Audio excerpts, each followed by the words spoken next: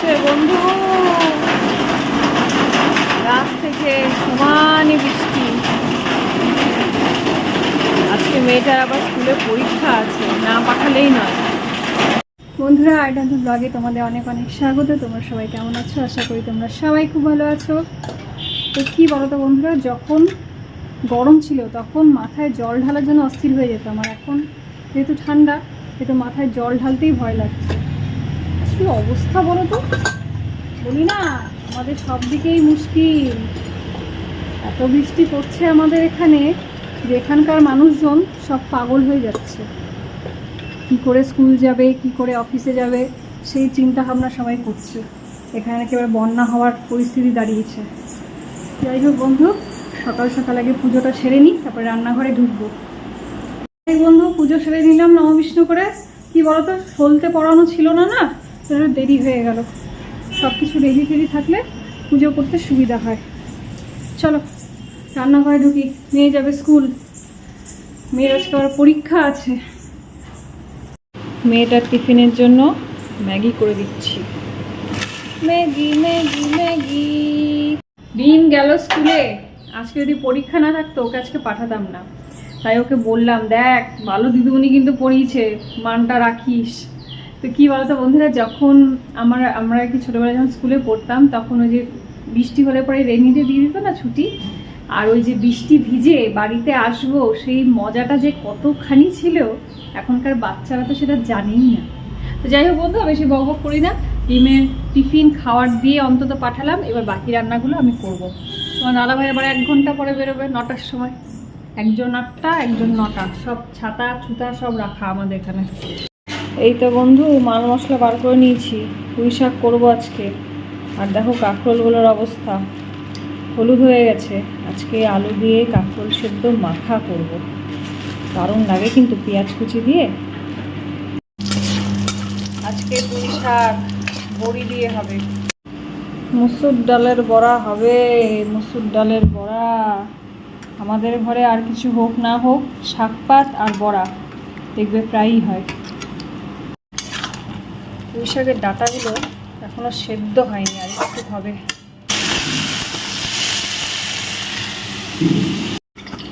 মুসুর ডালের বড়ার ঝোল, গঙ্গার ঝোল। শুটকা বেগুনগুলো দিয়ে কি করা যায় বলো তো? 4খানা বেগুন পড়ে আছে, একটু পোস্ত দিয়ে দই দিয়ে করে দিই, হ্যাঁ, তাহলে সবাই খেতে পারবে। বেগুনের কি অবস্থা! তোমার এখানে টমেটো বাটা, পেঁয়াজ বাটা আর পোস্ত বাটা, আর এখানে রেখেছি দই, তা দিয়ে করে দিচ্ছি। বেগুনগুলো চলো, বেগুন মামারা। এদিকে বেগুন, এদিকে আমার গঙ্গাসাগরের ঝোল বড়ার।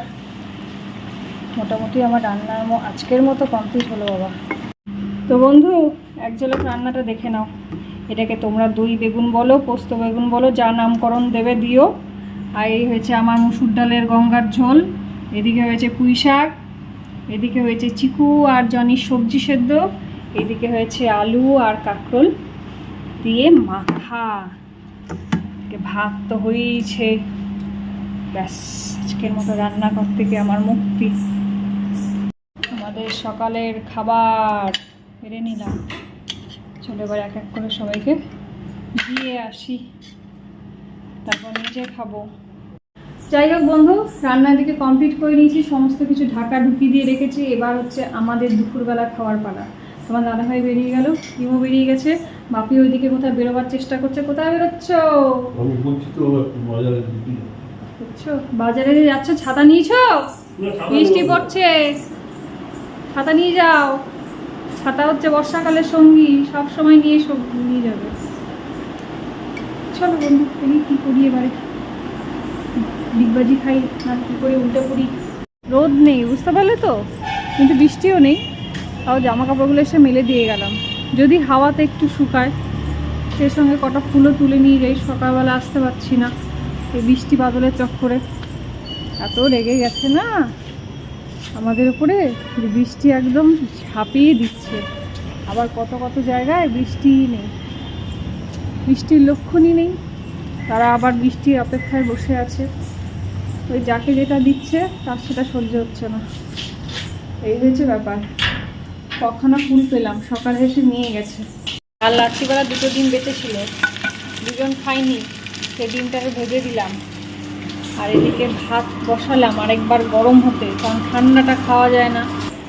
এদিকে চিকুদেরকে 2 পণ্ডিতকে খেতে দিয়েছি, একজনকে এইখানে, একজনকে ওই ঘরে। খেয়ে উদ্ধার কর আমাকে, এবার আমরা উদ্ধার হয়ে যাই খেয়ে। তো বন্ধু, ভাত তো পেটে পড়ে গেছে, চোখটা যদি কোনোভাবে লেগে যায়, জামা কাপড়গুলো সব নিচে আছে, আর যদি বৃষ্টি চলে আসে তাহলে তো যেটুকু জামার জল একটু নিচে নেমেছে সেটাও ভিজে যাবে।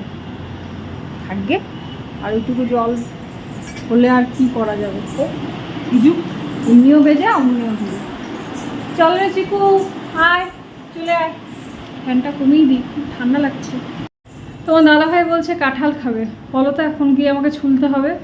এই কাঁঠাল যে কেন নিয়ে আসে, গোটা ঘরে গন্ধে, কাঁঠালের গন্ধে বমি চলে আসছে আমার। আমি কাঁঠালের গন্ধ একদম সহ্য করতে পারি না, কেন কে যেন। চলো গে ছুলি। সব হাবি জাবি খাবার তোমার দাদাভাই। কি লাগছে খেতে, লাগছে খেতে। এটা গাছ থেকে পারলাম। পারলাম। কত ক্ষমতা তোমার।